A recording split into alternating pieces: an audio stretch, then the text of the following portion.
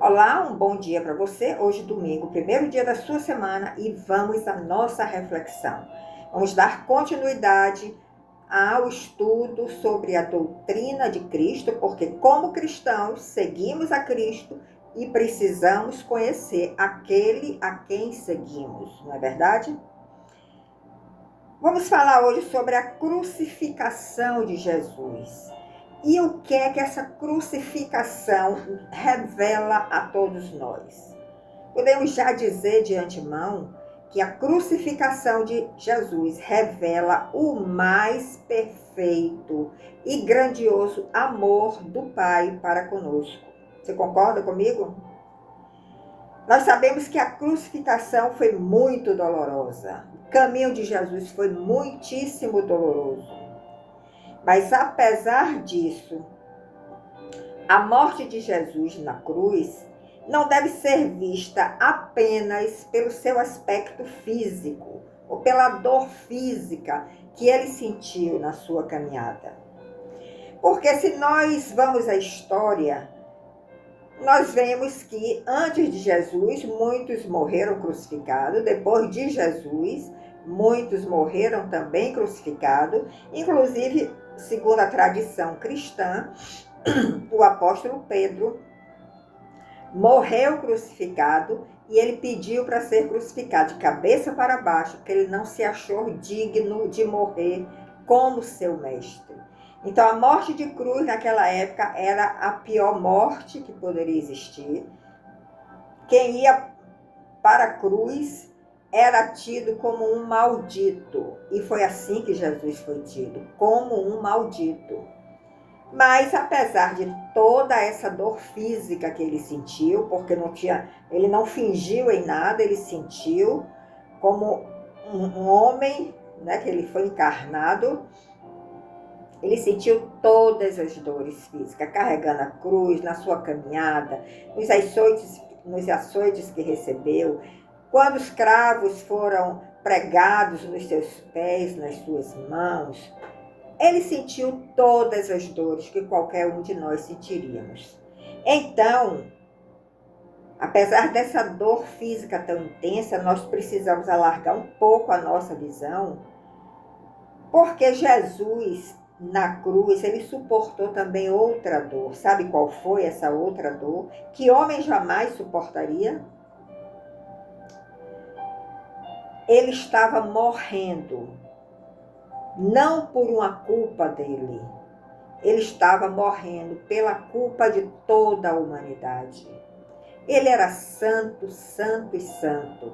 Ele não tinha qualquer pecado para estar preso ali na cruz como um maldito. Você já se imaginou sofrer uma penalidade por outro? Não é coisa fácil, não é verdade? Nós ficamos muito indignados, nós nos sentimos injustiçados.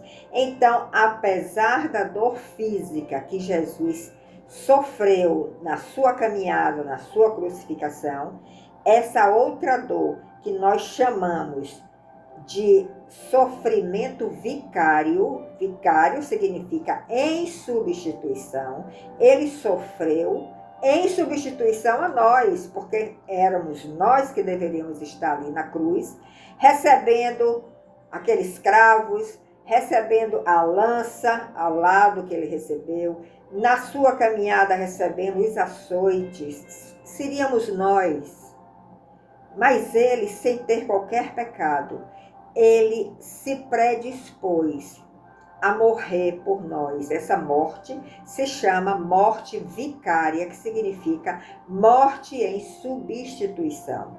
Então, esta dor é muito mais da alma do que do físico.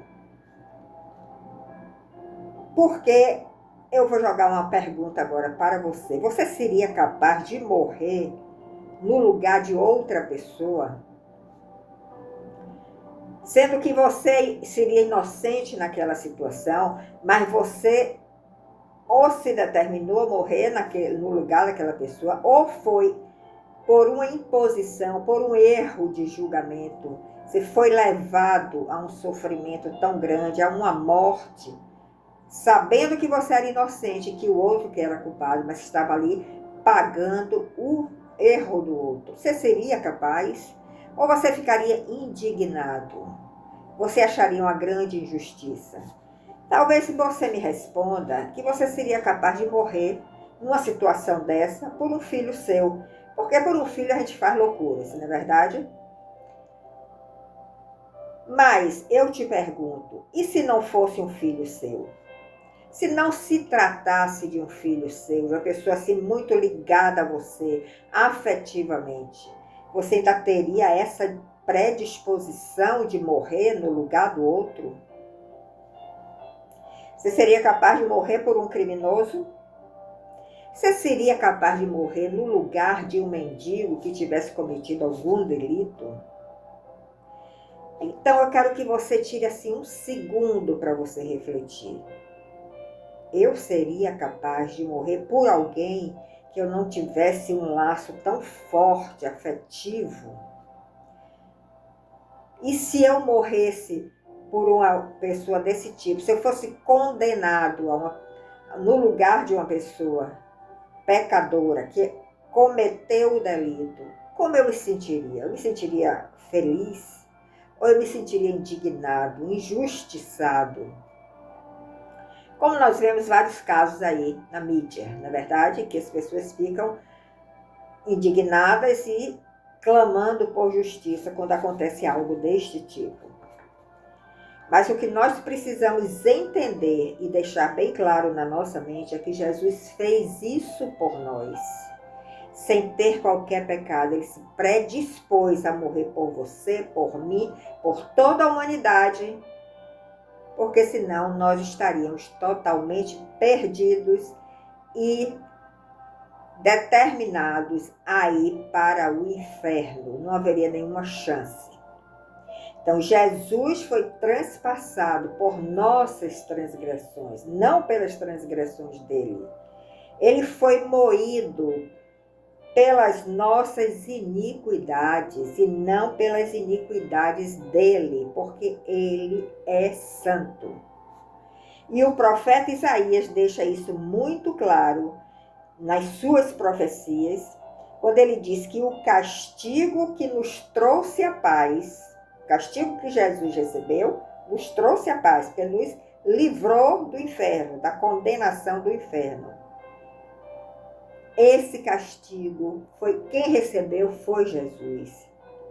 E pelas pisaduras de Jesus na sua caminhada, pelas suas pisaduras, pelo caminho que ele percorreu, nós fomos sarados. Então, podemos dizer que a crucificação de Jesus o expôs publicamente como Filho de Deus sob a maldição do Pai. Porque essa maldição estava sobre toda a humanidade. Quando Adão e Eva pecaram e foram expulsos do Éden, nós lemos que o Pai disse que a terra se tornaria maldita. E foi esta maldição que Jesus levou sobre seus ombros e levou até a cruz para nos libertar do fogo do inferno. Veja o que nós lemos em Gálatas 3:13. Abra sua Bíblia, porque é muito importante você acompanhar pela Bíblia também. O que é que Paulo está dizendo aí aos Gálatas? Cristo nos resgatou da maldição da lei, fazendo-se ele próprio maldição por nós. Porque está escrito, maldito todo aquele que for pendurado no madeiro. Então, todos que iam à cruz, que sofriam a morte de cruz, eram tidos como maldito. E Jesus, uma pessoa santa, foi tida como maldito. Então, nós podemos imaginar que Jesus, que estava no maior deleite, no reino da glória, diante do Pai, ele saiu, ele deixou este lugar de deleite e desceu ao mais profundo abismo do inferno. Nós nem podemos imaginar o que é isso, porque ele nos livrou do inferno. Se nós vivemos na nossa caminhada alguns infernos, ou alguns infernozinhos aqui na Terra, nós já começamos a reclamar e dizemos que não suportamos. Mas ele desceu ao mais profundo abismo do inferno. É algo que nós nem podemos imaginar. Ele recebeu sobre si toda a ira do Pai por causa do pecado. Porque o Pai não consegue conviver com o pecado. E um pecado que não era dele, era nosso. Então, com esse sacrifício de Jesus, ele trouxe a reconciliação nossa com o Pai. E é essa reconciliação que faz com que nós possamos voltar à presença do Pai e viver também de novo neste deleite onde Jesus estava. Então, em 2 Coríntios 5, de 18 a 21, você deve ler isso e meditar, porque aí fala exatamente desse ministério de reconciliação que Jesus tinha e que caminhou em obediência do Pai para trazer esta reconciliação entre o povo e o Pai. Veja o versículo 18. Ora, tudo provém de Deus, que nos reconciliou consigo por meio de Cristo. É a única saída. A nossa reconciliação com o Pai só vai acontecer por meio de Cristo, se nós aceitamos a Cristo. Deus estava em Cristo, reconciliando consigo o mundo, porque o mundo foi amaldiçoado, não imputando aos homens as suas transgressões. Que Pai maravilhoso nós temos, né? E nos confiou a palavra de reconciliação. Então, diante desta consciência que nós adquirimos, entendendo esse sacrifício vicário, essa morte vicária, e este sacrifício tão doloroso, nós nos tornamos embaixadores em nome de Cristo. E aí Paulo faz um rogo, uma súplica àqueles que são de Corinto.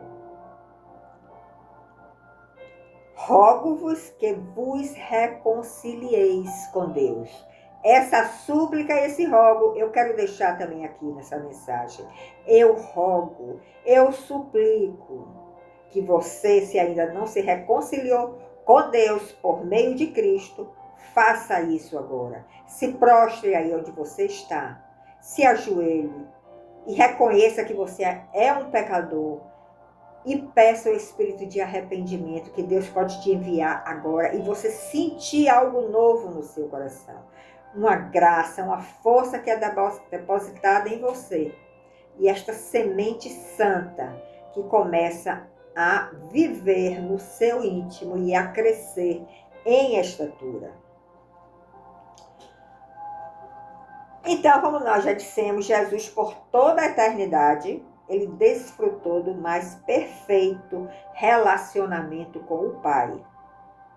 E quando ele estava na cruz, nós sabemos, ele já agonizando, já no final daquele sacrifício, ele bradou: Deus meu, por que me desamparaste? Ele se sentiu ali desamparado por Deus. Sabe por quê? Porque o Pai não consegue se relacionar com o pecado. E quando o Pai colocava os olhos em Jesus, ele enxergava o pecado que estava sobre os ombros de Jesus. Então Jesus sentiu esta ausência do Pai neste momento. Apesar de que ele fez tudo em obediência ao Pai. Deus meu, por que me desamparaste? Talvez você já tenha vivido alguma experiência assim, muito dolorosa, onde você fez essa mesma pergunta. Você se sentiu desamparado por Deus e você também perguntou: Pai, por que me desamparaste? Mas nunca se sinta desamparado nos seus momentos difíceis, nos seus momentos de dor, nos seus momentos de cruz. Porque agora, quando o Pai olha para nós, apesar de ainda sermos pecadores, mas já caminhando com Jesus, ele não olha para o seu pecado, ele olha para o Cristo que já está no seu íntimo. E ele não vai lhe desamparar em momento algum da sua caminhada. Ele vai lhe ajudar, através de Jesus, a carregar sua cruz. Ele vai estar presente sempre, mesmo que você não perceba. Ele vai estar ao seu lado, lhe sustentando diante daquela provação que você está passando. Se você ler o Salmo 22, de 1 a 7, nós vamos ver aí um clamor do salmista Davi, que era um homem segundo o coração de Deus. Esse salmo é um salmo messiânico e ele retrata bem o sofrimento e a vitória do Messias. Leia ele todo. Eu vou só fazer algumas referências aqui do versículo 1 ao versículo 7. Veja como começa, como o salmista Davi começa. Porque Davi também foi muito perseguido pelos inimigos, né? E passou também por muitas dores. E ele fala: Deus meu, por que me desamparaste? Porque se acham longe de mim as palavras do meu bramido. Deus meu, eu clamo de dia e não me respondes. Davi estava se sentindo desamparado ali. Também de noite eu clamo, porém não tenho sossego. Contudo, tu és santo. Davi tinha essa consciência. Entronizado entre os louvores de Israel. Se Deus está entronizado entre os louvores de Israel, no momento que você começa a louvar, nesses momentos de dores, de angústia, de agonia, de cruz, se você começar a louvar, você vai atrair esta presença de Deus. E você não vai se sentir desamparado, porque Ele está entronizado entre os louvores de Israel. E Davi ainda diz: nossos pais confiaram em ti, e tu os livrastes. A ti clamaram e foram livrados. Mas aí Davi reconhece a sua condição de pecador. E ele diz: eu sou verme e não homem. Ele se abaixou bastante. Ele se humilhou diante de Deus. O opróbrio dos homens eu sou e desprezado pelo povo. Ele está aí retratando a condição do Messias e por tudo que ele passou. Todos os que me veem zombam de mim, afrouxam os lábios e maneiam a cabeça. Então nós vemos que nesse salmo, Davi diz que os nossos pais confiaram em Jesus e eles foram livrados. Por que nós não vamos confiar? Se nós já temos esta consciência de que Jesus morreu por nós, se fez pecado por nós, e hoje Ele mora já no nosso íntimo, no nosso coração, porque nós já estamos seguindo a Ele, nós aceitamos a Ele, reconhecemos a sua caminhada, a sua morte de cruz.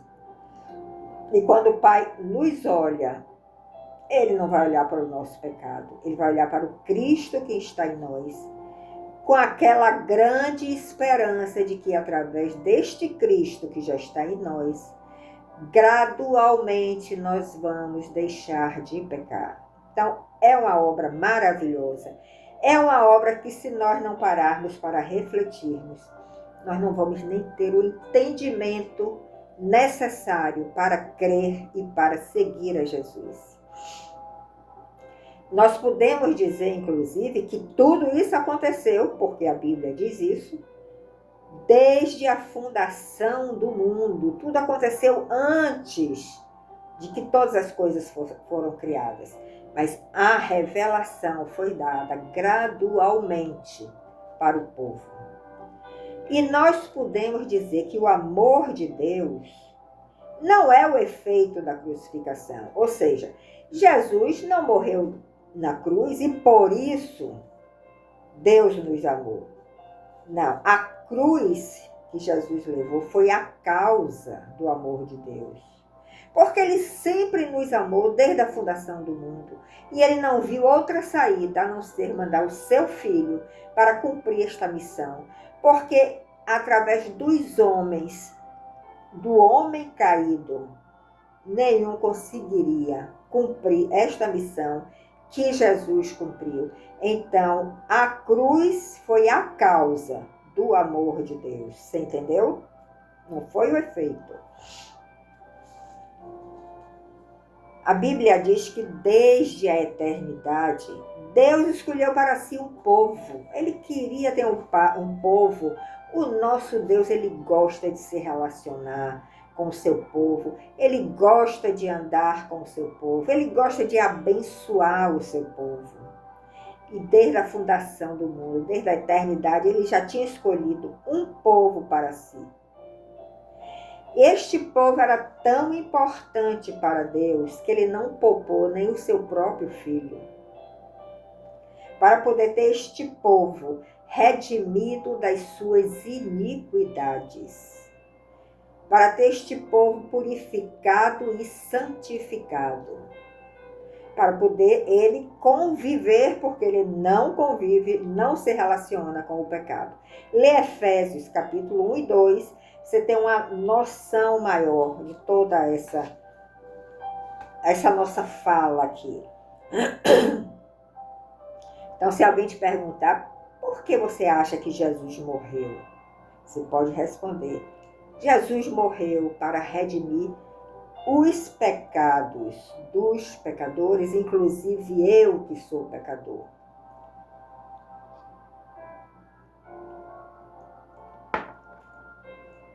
Então, nós podemos dizer que a morte de Jesus foi vicária, ou seja, em substituição a nós que deveríamos estar naquele lugar, em propiciação e em reconciliação. Você entende o que é propiciação? O significado da palavra propiciação é um ato para fazer algo, para apaziguar ou trazer a paz, ou reconciliar com alguém. É como se aquela pessoa estivesse pagando um preço para consertar uma situação. Muitas vezes nós fazemos isso, né? Nós vemos uma situação que o outro está envolvido e nós tomamos a frente e nós tentamos apaziguar aquela situação e reconciliar um com o outro. Foi isso que Jesus fez por nós. E quando nós nos referimos a Jesus como nosso Redentor, nós estamos nos referindo a este caráter vicário da sua obra. Porque a palavra redenção, no seu sentido mais básico, indica o sentido de pagamento quando uma pessoa, numa negociação qualquer, uma negociação comercial, compra algo de outra pessoa. Então, esse termo redenção, ele era usado muito quando alguém pagava pela libertação de um escravo através de um preço que era designado. Aquela pessoa que estava pagando ali para libertar aquele escravo era considerado o redentor daquele escravo. Nós éramos escravos de Satanás, escravos do pecado, e foi isso que Jesus fez. Por isso que quando você diz que Jesus é o seu Salvador e o seu Redentor, tenha esse entendimento. Ele pagou o preço por você. Ele pagou o preço pela sua liberdade, para lhe tirar da escravidão, do reino das trevas. Por isso que ele é o seu Redentor. Ele é o seu Salvador, porque ele te salvou do inferno e abriu um novo caminho de volta para o Pai. Então, todas as vezes agora que você disser, Jesus é o meu Salvador e o meu Redentor, você já tem este entendimento. Ele é o seu Redentor, porque ele pagou a sua dívida para te libertar.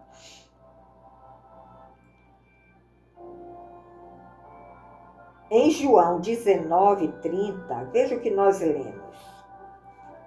Aí o contexto é o final da crucificação de Jesus, do seu período de sofrimento, e o que lemos é: quando Jesus tomou o vinagre, ele estava ali na cruz, já com muito sofrimento, já quase agonizando, e ele disse que tinha sede, deram vinagre a ele. E quando ele tomou o vinagre, as palavras finais dele foi: está consumado. A obra foi realizada. A obra foi feita. O preço foi pago pela libertação do povo, pela sua libertação, pela minha libertação e de toda a humanidade, todos aqueles que quiserem seguir a Jesus. Agora, você sabe as propriedades do vinagre? Isso me despertou quando eu estava preparando essa mensagem. Eu nunca tinha pensado nisso, nem buscado esse entendimento. O vinagre, porque podiam ter dado água a ele, ele disse que tinha sede, deram vinagre. Mas você sabe quais são as propriedades do vinagre?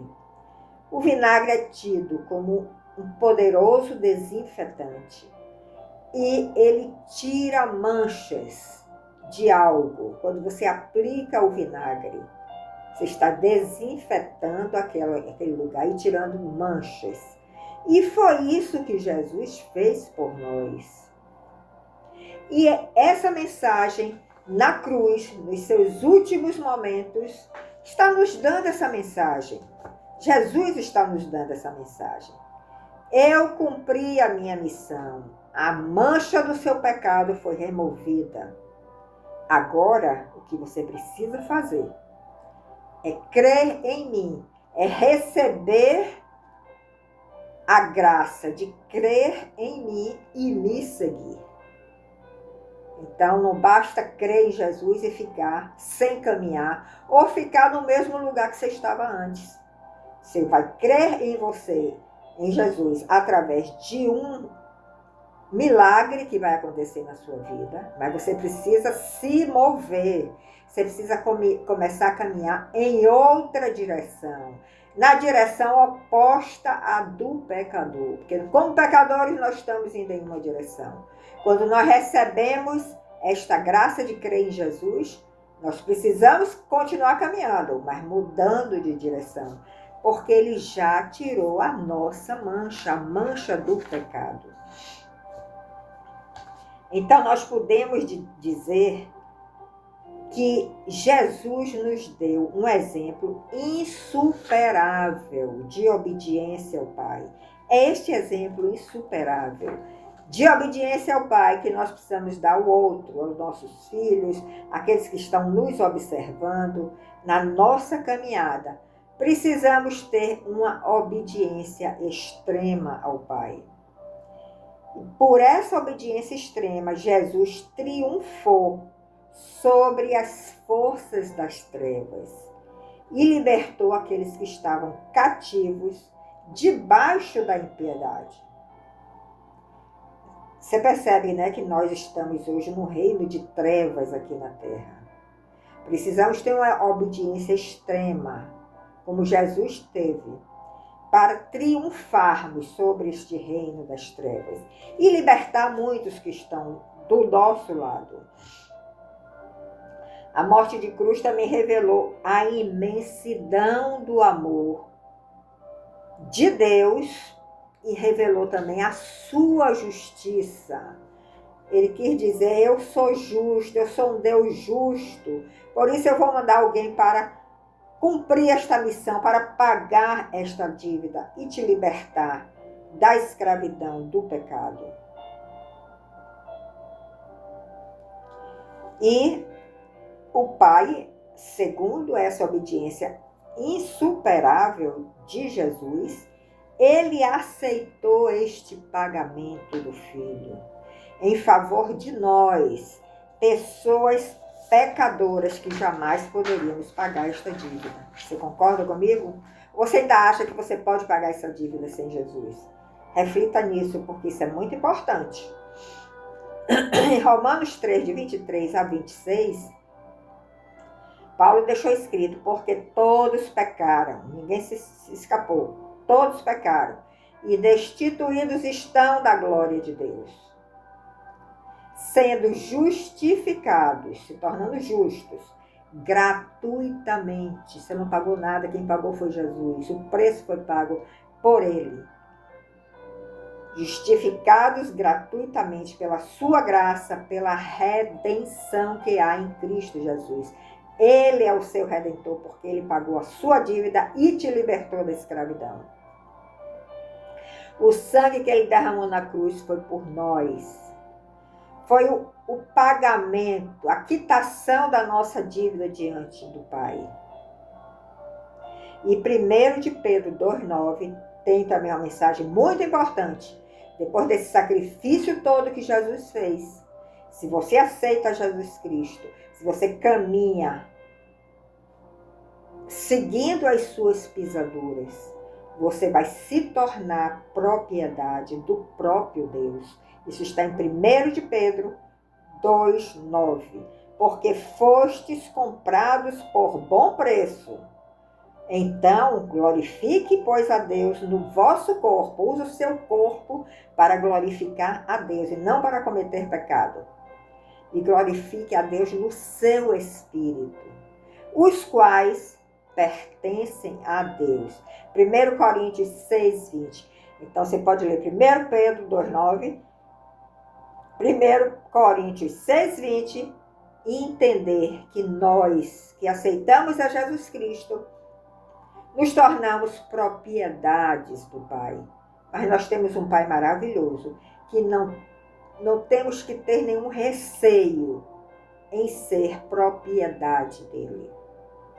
Então, hoje nós vimos por que Jesus morreu. No próximo vídeo, nós vamos refletir por quem Jesus morreu, de uma forma mais profunda. Então, é uma mensagem importantíssima para a sua caminhada. Reflita, ouça mais de uma vez, compartilhe com outros. Compartilhe o nosso canal, Vera Reflexões, Espaço Reflexões. Temos mais de 300 mensagens e levem a bênção de Deus para aqueles que estão ao seu redor e aqueles que você tanto ama. Te aguardo no próximo domingo e tenha um dia abençoado com sua família. Até lá!